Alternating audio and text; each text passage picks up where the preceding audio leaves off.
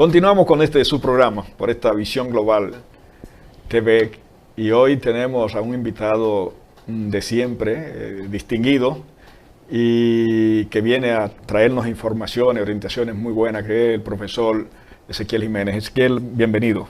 Muchas gracias. Claro que tengamos la oportunidad de poder conversar sobre algunos temas. Correcto. Pues vamos a entrar seguido en acción. Hay los comentarios de que gente importante de este país trata de tener una as sobre la manga en lo que tiene que ver con asuntos de doble ciudadanía y esa cosa. Oriéntanos, que no estamos tan enterados respecto a ese tema, Ezequiel.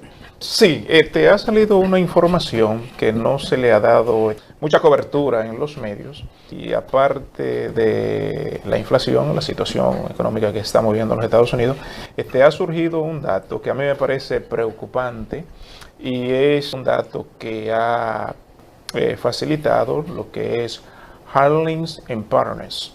Esa compañía es la compañía o el broker más grande que se dedica a vender lo que se le llaman pasaporte de oro o ciudadanía y oportunidades de residencia en países que tienen un tipo de programas para, a través de inversión que tú puedas hacer en esos países, pues entonces te conceden ese estatus de ciudadanía o residencia, ¿no?, permanente a ti y a tu familia.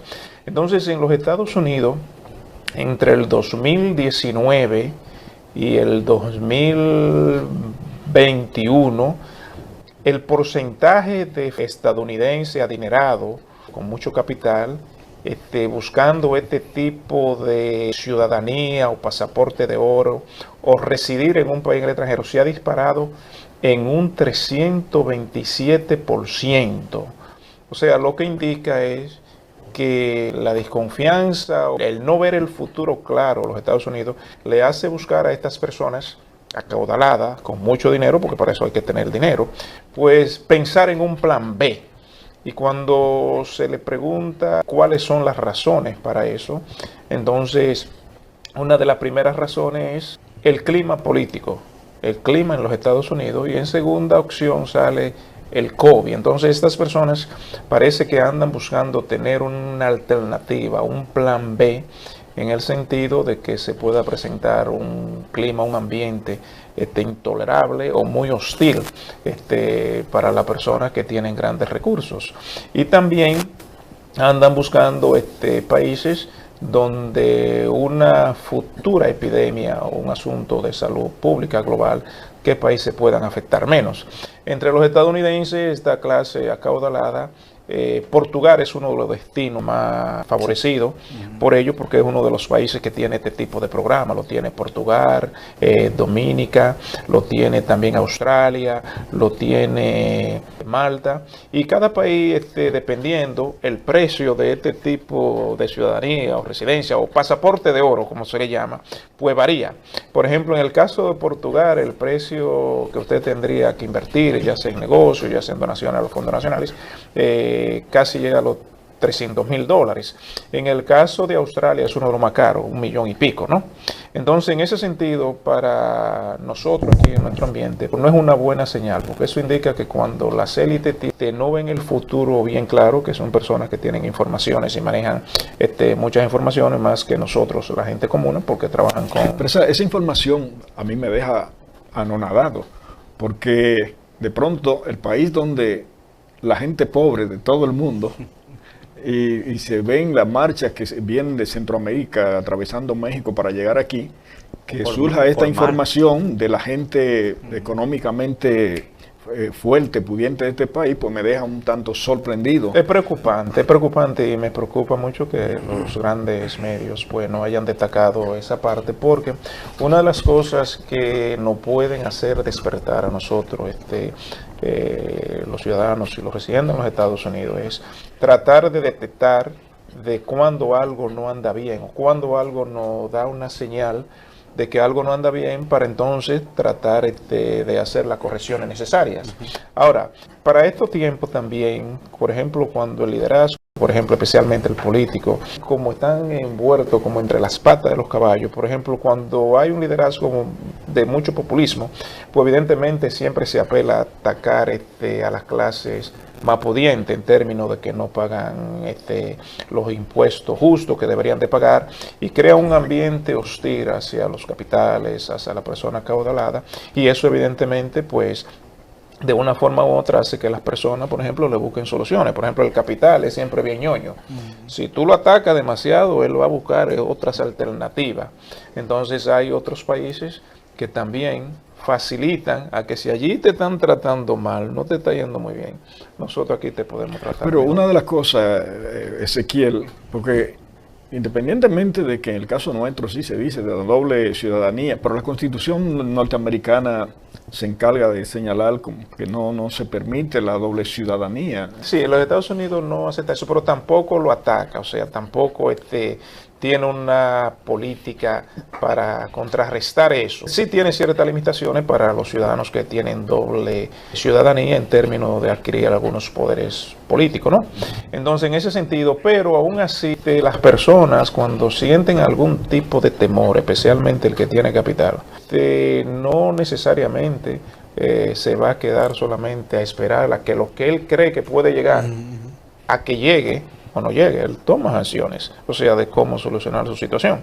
Sin embargo, como tú dijiste, los Estados Unidos sigue siendo el país donde la mayor parte de las personas, no solamente de Centroamérica y del Caribe, quieren venir de toda parte del mundo, de países. Por ejemplo, si usted se va a la frontera con México, usted va a encontrar cientos y miles de ciudadanos de más de 180 países del mundo. Eso lo declaró un eje de la patrulla fronteriza de los Estados Unidos, que son personas que uno casi no lo escucha cuando se está tratando el tema migratorio y los problemas fronterizos. O sea que ahí ellos encuentran gente de casi de toda parte del mundo, ciudadanos de toda parte del mundo. Aunque nosotros tenemos la tendencia más de ver la migración más que viene de Centroamérica, del Caribe, pero hay gente de toda parte del mundo. Sí, y te lo creo, porque por ejemplo en el caso nuestro, dominicano, Sí.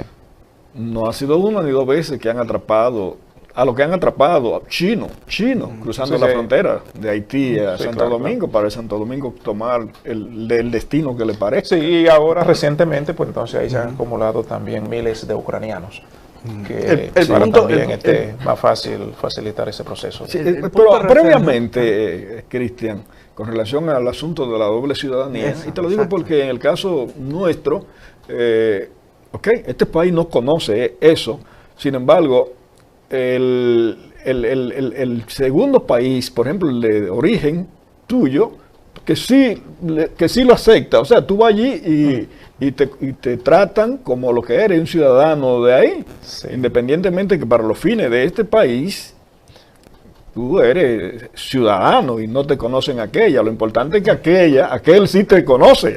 Sí, lo que sucede es que en los Estados Unidos, aunque legalmente eso no es aceptado, lo que sucede es que todo también eso es parte de lo que es un programa globalista para imponer a la humanidad, por lo menos a Occidente.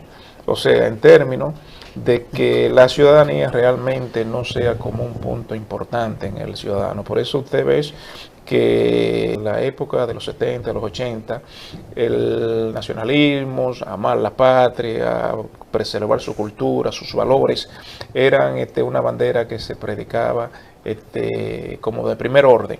Hoy en día eso se ha querido pintar como algo obsoleto, algo fuera de contexto, pero es parte de lo que son los planes globalistas en términos de instalar un gobierno global en la humanidad que pueda más o menos manejar los demás países como si fueran una especie de provincia, más que de gobierno soberano. Por eso es que usted ve, por ejemplo, que en muchos de los países nuestros se está tratando de imponer de que la producción nacional no sea como una prioridad y no se considere como un asunto de seguridad nacional de esos países, porque estos grandes capitales, grandes productores, las grandes élites de la globalización le dicen, no, todo eso se puede producir más barato y usted no tiene que producir eso.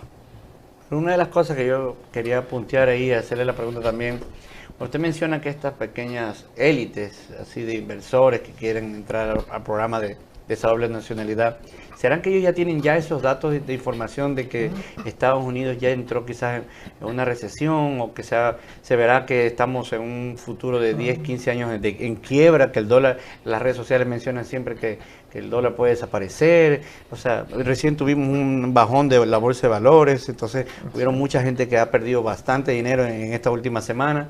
¿Y será que estas pequeñas élites se están preparando para algo futurista en otros países, como usted menciona, Australia? A nivel de doble nacionalidad parece vendría a ser el inicio de algo, ¿no? Bueno, normalmente lo que está sucediendo actualmente es que con todo este conflicto de Ucrania y Rusia, los planes de las élites de la globalización, parece que eso lo ha puesto en apuro, porque todo esto entonces lo que se visualiza es que eso significa un frenón para esos planes globalistas.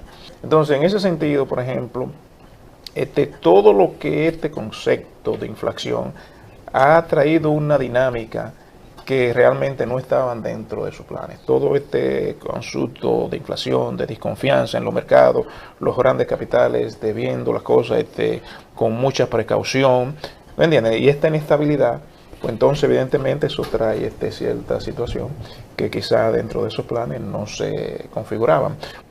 Uno de los grandes desafíos que tiene la humanidad es ¿qué va a pasar después? Ese conflicto va a terminar en un momento determinado, pero ahora, ¿qué va a pasar en la humanidad? ¿Qué división se creará después de la humanidad? Porque, por ejemplo, un actor tan importante como China, que está observando, puede estar pensando en crear su propia organización militar junto a Rusia. Y el mundo volver a una división quizás mucho más peor y delicada que lo que fue la Guerra Fría, porque estamos en un contexto de era digital mucho más complicado y mucho más delicado que en esos tiempos de la Guerra Fría. Sin embargo, yo prefiero, espero, Cristian, que estemos de acuerdo en esto, que dejemos el tema Ucrania para la parte final, claro, y que vayamos mejor, así de pronto, a la famosa cumbre, las Américas, que se va a celebrar en California, en Los Ángeles. En Los Ángeles, en junio, está programado. E incluso, de entrada, he visto que en uno de sus discursos el presidente de México, Andrés Manuel López Obrador, ha condicionado su presencia allí, donde dice que si no son invitados todos los pueblos de América, esto incluye Venezuela, Nicaragua y Cuba, pues él en lo personal no va a estar presente. Bueno, ese es un desafío ahora que también en términos regionales representa un tremendo desafío para los Estados Unidos y la presente administración en términos de qué tanto su influencia en la región y su liderazgo pues tiene un peso específico, porque ahora en esta cumbre que se está programando, que está programada para junio, entonces ha surgido una especie de desafío, así como el que acaba de plantear, pero no solamente del presidente de México, o sea, ya en ese panorama se le ha sumado Bolivia, se le ha sumado Honduras, que si países como Venezuela, Nicaragua y Cuba no son invitados, entonces ellos pues no van a asistir, y especialmente si se trae, por ejemplo, al señor Juan Guaidó como representante de Venezuela, que es el que los Estados Unidos reconoce como presidente. Sin embargo, eso significa un desafío al liderazgo y la influencia de los Estados Unidos. Dicen, y lo interrumpo ahí, profesor, una fuente que no señala los nombres, pero dice que se han adherido alrededor de 15 países a la petición de Andrés Manuel. Bueno, pero no señalan cuáles, ¿sabes? Bueno, pero el peso más pesado que se sumó recientemente es Brasil, y no necesariamente por el asunto de si no invita a la gente, sino el presidente de Brasil se despachó diciendo que él es muy amigo de Donald Trump y que él no va a participar de esa cumbre. O sea, que en realidad todo lo que esto realmente... Pero es parte del problema. Claro, porque ahora mismo ese desafío y esas condiciones, lo que te dice a ti es que es más o menos diciéndote tú no tienes la influencia que tú tenías antes, estamos en otro contexto. Ya con, por ejemplo, ese planteamiento, eso es lo que significa o podría dar la señal de que tus influencias son menos. porque entonces ya aquí vemos muchos países que no existía antes, que entonces ya ponemos las condiciones para nosotros participar de eso. Entonces, eso también no deja muy bien parado a los Estados Unidos, o por lo menos no da la sensación de que la región está tan aliada como en el pasado, en términos de que aceptaba la influencia de los Estados Unidos sin ningún tipo de protesta. Siempre han existido por mucho tiempo, porque por ejemplo Cuba siempre ha sido un actor contestatario, pero en este caso ya que países, por ejemplo, tan aliados de los Estados Unidos y vecinos como México o como Brasil, que es la primera economía después de los Estados Unidos aquí en Latinoamérica y viene siendo la octava ya en términos de la economía mundial, independientemente cuáles sean los argumentos del señor Bolsonaro, pero él es el presidente de ese país. Correcto. Y él habla por él.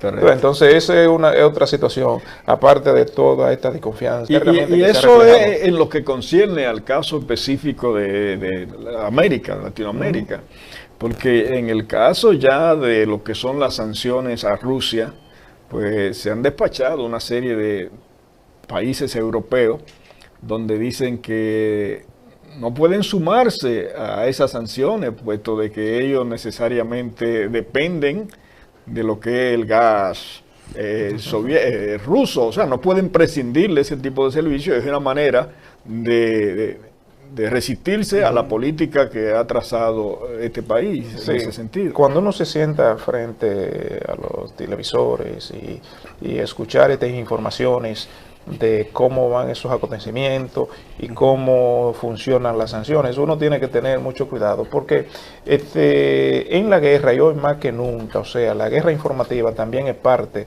de lo que es el campo de batalla. Correcto. Entre los bandos en pleito, ¿no? Es que las mismas redes sociales. Correcto. Entonces, en este caso, por ejemplo, cuando se escuchan grandes sanciones a Rusia en términos de lo que son las energías, el gas, el petróleo, recientemente, hace un par de días, se reunió el grupo de los 7, ¿no? De los 7 países más industrializados, y también, pues, ellos se despacharon con algunas sanciones nueva, ¿no? Sin embargo, la realidad que tienen los países europeos es una realidad muy complicada en la práctica, aunque ellos, por ejemplo, países, por ejemplo, como Alemania, que se resistía tanto, pero que ya ha cedido en términos, pero para ellos no es tan fácil, porque es que el 45% más o menos, de acuerdo a los economistas, de la energía que se consume en Europa, la provee Rusia. Y todo ese complejo se dio en que la energía en Europa se encareció bastante por un asunto de la política de calentamiento global que inició los Estados Unidos, y para ello el combustible, el gas, se encareció de una manera que el único que le decía, que se le ofreció y le dijo, yo soy que te lo puedo vender barato, ven para donde mí.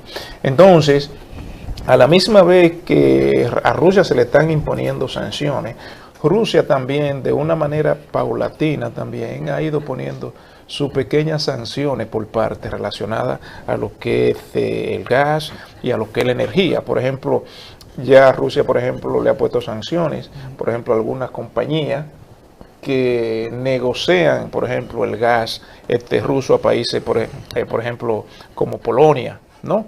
Entonces, en ese sentido, son pequeñas, pero a la misma vez, lo que Rusia viene haciendo es tratando también de ello imponer lo que es, por ejemplo, el precio y las condiciones, cómo se va a negociar, por ejemplo, el gas ruso. Y entonces, ¿qué sucede? Si Rusia, por ejemplo, sanciona los bancos, las compañías que actualmente manejan el negocio de la energía rusa hacia Europa, entonces lo que hace es que entonces algunos de esos países europeos que necesitan esa energía tienen entonces que renegociar esos contratos, buscar otro tipo de empresario que no esté vetado por Rusia, y Rusia ahí a la misma vez en esos contratos entonces impone cláusulas que no existían en contratos viejos, que era en el sentido que sus energías hay que pagársele en rublo. Sí. Entonces, aún con las sanciones, resulta que el rublo ahora se ha fortalecido más. ¿Por qué?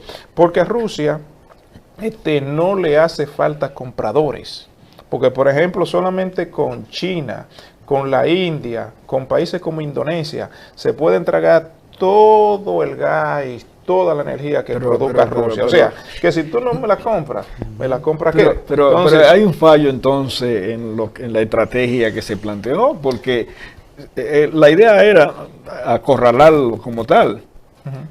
Pero si eso no le hace efecto y se ve que sí, entonces lo que hay es una especie de boomerang. Bueno, porque lo que sucede es que en los conflictos cada bando, cada lado planifica y puede ser que dentro de esas planificaciones salgan algo que no es como se planificó. Y yo pienso que eso le ha pasado también a Rusia también, que algunas cosas no le salieron quizás como querían. Y también a la misma OTAN quizás algunas cosas quizás no le salen como quizás la tenían programada. Porque mira lo que sucede. Ahora mismo uno de los problemas más graves, por ejemplo, el conflicto es de lo más grave ahora, ¿verdad? Pero el conflicto va a terminar. Y independientemente de cómo usted escuche el presidente Zelensky que habla y cada vez que sale pidiendo muchas cosas, muchas armas y diciendo que matan tantos generales, de acuerdo a lo que yo informo, todos los generales rusos están muertos todos, no existe uno. Entonces, pero cada vez que él según sale, Zelensky. Sí, según él. Entonces, pero que hay una contradicción porque cada vez que él sale desesperadamente pidiendo armas. Espérate. Ahora bien, fue actor también, ¿no? O sea, bueno, buen actor realmente yo creo que él sigue siendo eso, aunque él sea un individuo muy hábil para manejar los medios de comunicación y más ayudado por Occidente, pues entonces evidentemente esa parte es una situación que él maneja muy bien, aunque no ha manejado muy bien los resultados que su presidencia le ha dejado a su país. El país está destruido prácticamente. Sí. Entonces, esas no son la misión ni el propósito de un presidente, dejar un país destruido, sea por las razones que sea. Entonces, en ese sentido, eso va a pasar. Pero lo más problemático que viene después que ese conflicto pase, porque la humanidad... ¿Usted cree que va a pasar si ahora mismo tiende como a agravarse el asunto cuando Finlandia y la misma Suecia, sobre todo Finlandia hoy, solicitó el ser parte de la OTAN y Suecia dijo que lo va a hacer?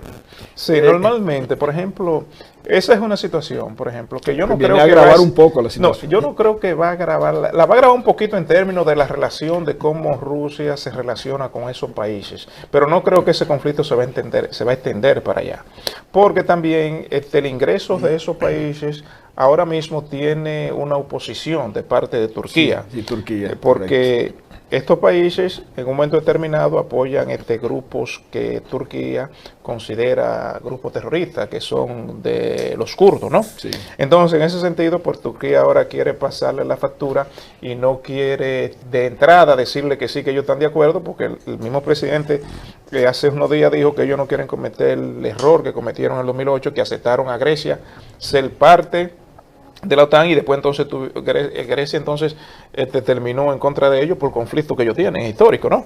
Entonces, en ese sentido, es una situación, pero la situación más grave para la humanidad. Porque para nuestra gente, que no somos tan duchos en estos asuntos de geopolítica, Turquía sí es parte de la OTAN. Y tiene derecho a veto porque él es un aliado militar también. Porque recuérdese que en las alianzas, cuando se hacen, el poder, por más que usted vea, el poder es como, por ejemplo, cuando dos personas hacen un negocio, se hacen alianza para poner un negocio. Claro. El poder de cada quien va a depender de qué tú pones. Porque si tú pones, vamos a suponer, $50,000 y yo pongo 25, tú no me vas a permitirme que yo tenga el mismo poder que tú. Entonces, en las alianzas militares también va a depender mucho qué tú vas a poner cuando haya que resolver problemas. Entonces, por eso es que usted ve que los países que tienen más poder de fuego militarmente, en los organismos internacionales, como, qué sé yo, las Naciones Unidas, son los que al final tienen un poder para realmente determinar cosas. Los 5 que tienen derecho al veto, por Exacto, ejemplo. Porque es que es un asunto, no es un asunto solamente de lo que debería de ser, lo que debería ser justo. Más o menos, ¿qué es lo que tú puedes poner? O sea, esa es la realidad de la vida. O sea, si tú pones menos, tú no puedes tener más poder o el mismo poder que el que pone más, porque todo es un sacrificio. Ellos tienen también sus contradicciones, porque si los Estados Unidos es el líder, por ejemplo, que lideraría la OTAN, el gobierno turco no necesariamente es amigo de los Estados Unidos.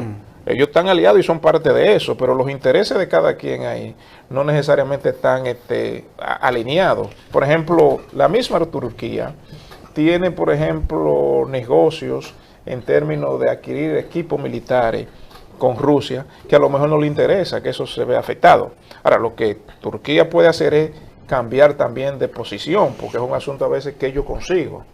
Y yo podría cambiar mi posición en ese sentido. Pero eso todavía no se sabe bien lo que puede pasar. Yo sé que el gobierno de Finlandia tuvo una llamada con Putin, donde le informaba de sus intenciones. Putin le dijo que ese era un error. Yo no creo que Putin va a abrir otro frente de guerra. Lo que él sí le advirtió es que sus relaciones pues no van a ser la misma y estos países dependen mucho de Rusia en términos de energía. Y yo no creo que realmente Rusia sea una amenaza para esos países. Lo que pasa es que esos países pues de una forma u otra se han dejado quizá meter el miedo y ellos han tomado esa decisión. Pero aún así, el problema que yo veo para la humanidad y que es preocupante, ¿qué rumbo va a tomar el mundo, la humanidad, después de este conflicto? Porque es como le digo, o sea, los Estados Unidos están en una posición donde ha empujado que dos aliados poderosos, adversarios, como Rusia y China, estén pensando en olvidar sus diferencias históricas y quizá formar su propia OTAN, versión China-Rusia. Pero entonces ese es un problema. Entonces, ¿hacia dónde podría caminar la humanidad, el mundo? A una división de bloques, pero mucho más complicada que lo que fue la división de la Guerra Fría. Porque ahora usted está hablando de por ejemplo, una potencia como China, que es una potencia militarmente respetada, pero económicamente. Y entonces tú tienes el caso de Rusia, que entonces su economía no es tan grande, pero su poderío y su capacidad para manejar tecnologías y misiles, armas nucleares, y a la misma vez no manejarlas, sino poder también distribuir, porque también de ahí puede desprenderse una carrera armamentista como nunca se había visto en la historia de la humanidad, porque a la hora que la OTAN se le plantea a Rusia en su propia frontera ahí, tú puedes estar seguro que puede venir una zona como la de Corea del Norte y Corea del Sur, pero esta es mucho más problemática porque Rusia tiene toda la tecnología para seguir produciendo todas las armas más destructivas. Y hoy con toda la tecnología, que eso sigue cambiando, solamente en cuestión de botones, en cuestión de segundos, el mundo podría estar en unos serios problemas. Ese es el tema. Cuando usted menciona, profesor, de qué nos ha dejado, qué seña nos podría dar hacia el futuro con respecto a estas dos potencias, por así decirlo, porque Ucrania se junta, que quiso el apoyo de OTAN y Rusia dice no va a ser. Se podría decir que más adelante, ya lo están diciendo ciertas informaciones de estas dos Coreas. Me sacó la pregunta mencionando las Corea del Norte y Corea del Sur. ¿Usted ve que ya vemos potencias más adelante que quieran buscar conflictos, pobreza para su gente? Bueno, lo que yo veo es, entre estas dos Coreas, lo que yo veo con esta situación de Ucrania, la humanidad se va a dividir antes del conflicto de Ucrania y después. Es más o menos como los Estados Unidos. Por ejemplo, el panorama político de la política doméstica en los Estados Unidos se partió en dos: antes de Donald Trump y después de Donald Trump. Y eso mismo va a pasar, eso es lo que yo sospecho que va a pasar después que este conflicto pase. ¿Por qué va a pasar? Porque ya yo escuché al canciller de Relaciones Exteriores ruso, donde dijo que Ucrania está ya aceptando, o está dispuesta a aceptar, jugar un papel neutral. Esas son las cosas que no se oyen en todo este lenguaje y narrativa de guerra, que es otra cosa también muy preocupante. O sea, si el presidente Zelensky hubiese usado ese lenguaje de que Ucrania desde el principio estaba dispuesta a seguir jugando ese papel de neutralidad, quizá todo este tipo de cosas se hubiese evitado, ¿no? Por eso es los gobernantes tienen que ser personas estables, personas con juicio común y con sentido común. Se impone que vayamos a una brevísima pausa y vamos a venir con la parte ya final del programa. Adelante, director. Sí, ya en la parte final del programa quería que me haga un breve enfoque respecto a esta situación. Gobiernos han tomado decisiones y no han consultado a nadie, ni Congreso, sino que, en el caso, por ejemplo, de Europa, que va a pagar o está pagando con crudeza lo que es la situación de la guerra en Ucrania. ¿No cree, profesor Ezequiel, que esto va a llevar, aquí mismo, el precio de la gasolina y la inflación en sentido general, que van a haber conflicto al interno de este y esos países? Bueno, evidentemente lo que son todos estos problemas internacionales, especialmente domésticos, evidentemente trae alguna situación para la administración actual, y eso pues quedará más o menos definido más o menos después de las elecciones de medio término, dependiendo de los resultados. Pero sí, internamente se está dando una dinámica que los grandes medios no lo están cubriendo. Los partidos están internamente eligiendo sus candidatos en elecciones primarias. Entonces, ¿qué sucede? Cuando usted observa, por ejemplo, lo que está pasando internamente en esos partidos, en sus primarias, usted se da cuenta que realmente no están necesariamente las bases de esos partidos siguiendo lo que es más o menos el establishment o lo tradicional, ¿no? Entonces, ¿qué sucede? Hay una situación también muy difícil que yo creo que toda esta estrategia de las élites de la globalización se han encargado de neutralizarla. Por ejemplo, para principios de los 90, yo recuerdo que donde quiera que se había una cumbre del Grupo de los Siete, habían protestas y rompían cuantas cosas, y activistas, actores, famosos actores viajaban a Europa a hacer protestas.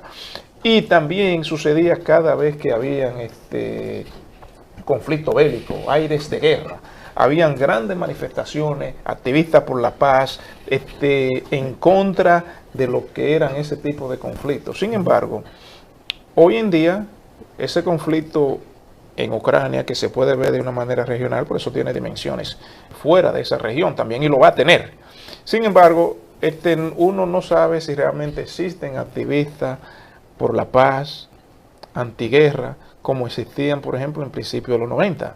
Lo que uno ve más o menos es de organizaciones que eran muy importantes para la defensa de los trabajadores, como la Organización Mundial del Trabajo, que hoy usted no le escucha hablar mucho de ella. Ahora, ¿a quién le conviene, por ejemplo, que no hayan organizaciones o activistas en defensa de los trabajadores? Profesor. Bueno, los grandes capitales.